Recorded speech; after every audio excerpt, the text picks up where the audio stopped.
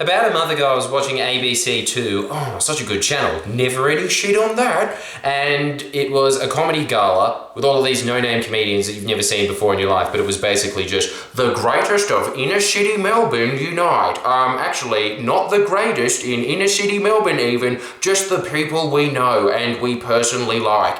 And it was just person after person coming up going, white men, am I right? Am I right? And all these hipsters going, I think that's funny because on Netflix it's funny. And no one was having a good time. Now, why is that? A, it's because every single one of them was shithouse. B, this is the underlying creepit of what's happening there. They aren't getting the response that they want because they care what people think.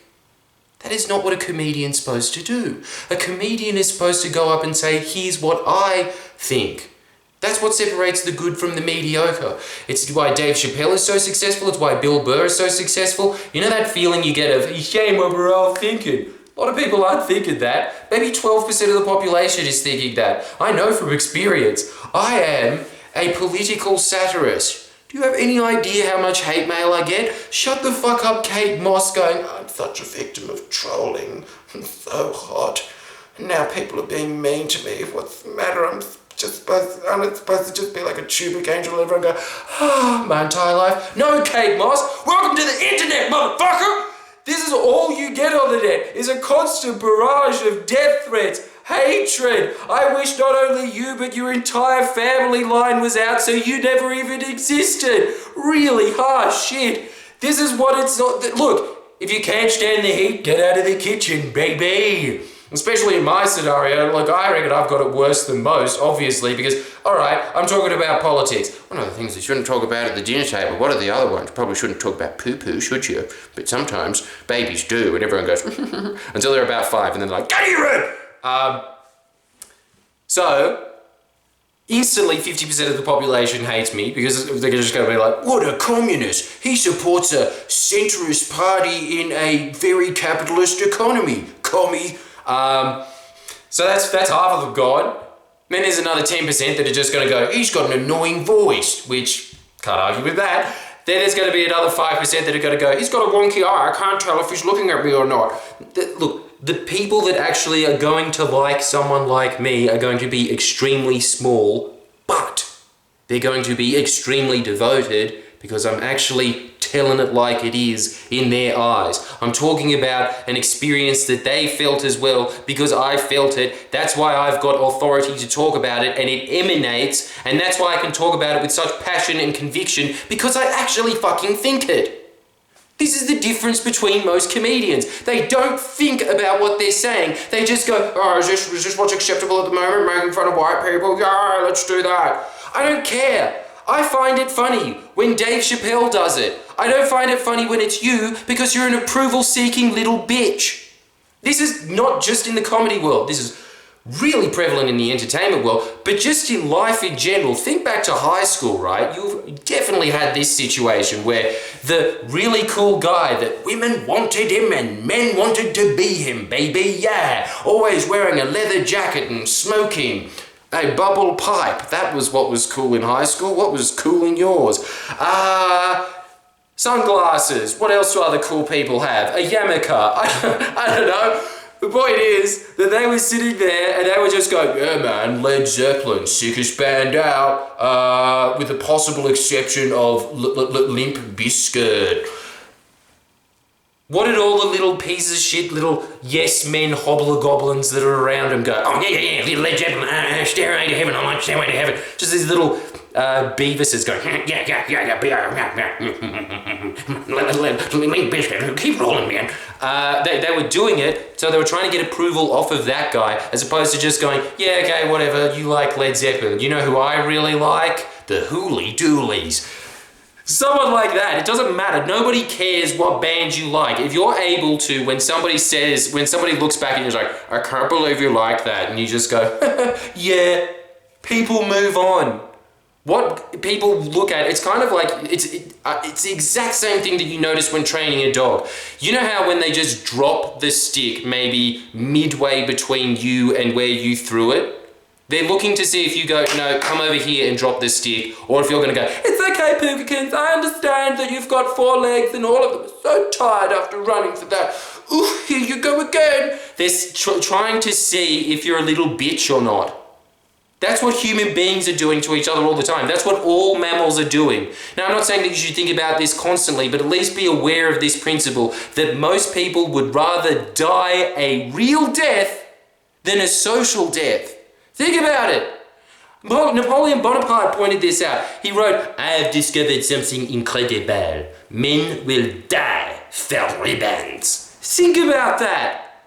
They would rather not exist, take that massive risk of being the one that runs out first into the musket guns, go, Vive la France! They're not doing it because they believe passionately in France most of the time. Some of the zealots might have, and they would have been the cool guys that everyone would have wanted to hang out with afterwards and go, yeah, I really like the Moulin Rouge too as well, and the accordion. Yeah, me too, man. Those were all the little Beatles were doing. But the way that he got all of those guys that aren't like that to act like that was to just be like, you can be like that because you've got this ribbon and everyone will, all the women will want to fuck you and everyone will think you're cool because you have this ribbon. That's an incredible insight, right? It goes back, obviously, maybe even 50,000 years ago. Who knows? The Bible might be right and might only be 6,000 years old. Ponder that for another video. This isn't going to turn into one of those smug internet videos about, if we believe in God, all I can say is, I can't even say anything, I can just do this. Yeah, they did it because back in the day, social death was as bad as death. If you were excommunicated from the group, your last moments on life would have been terrifying. You would have been walking through a forest and there would have been a leopard stalking behind you. You would have turned around and then you go, oh, am I over here? Oh, am I over here, baby? And then that would have been the last thing you ever saw in your life. Him just being like, surprise!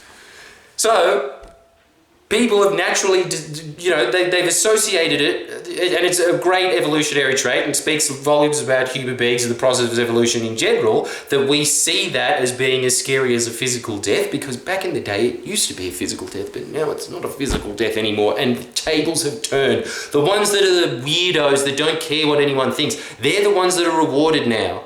There's a really great saying in self-help, which is, if you go into a bar and say, what do you think about this idea? And 10 people come up to you and go, I think that's great. I think you're going to make $1 million. Don't do it. Go in with the one that people are lividly angry at, that you walked in and said, what do you think about this? And they go, that's the worst idea I've ever heard in my life. Shoes that cause you to fly? It's an abomination against God. I told you this wasn't going to be an atheist video.